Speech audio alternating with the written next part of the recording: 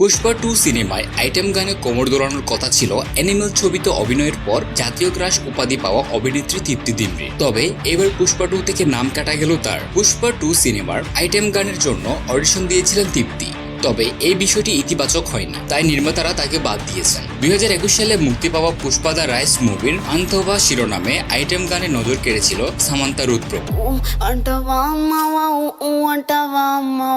সেই বছরই শীর্ষে ছিল এই গানটি।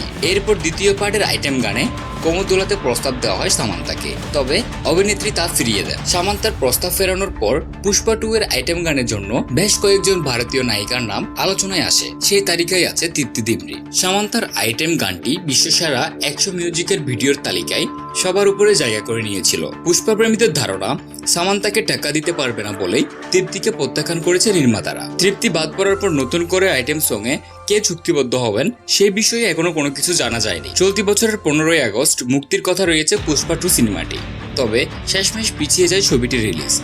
এরপর মুক্তির নতুন তারিখ ঘোষণা করা হয় 6ই ডিসেম্বর। পুষ্পা 2 সিনেমায় জুটি বেঁধে পদ্মায় আসবেন আল্লু অর্জুন ও রাশমিকা মন্দানা। পুষ্পা 2 এর বাজেটও থাকছে প্রথম কিস্তির তুলনায় দ্বিগুণ। চলচ্চিত্র বিশ্লেষকদের ধারণা ছবিটির প্রথম কিস্তির মতোই দারুণ সাড়া ফেলবে বক্স অফিসে। খবর বলা 24 টেক্স নিউজ।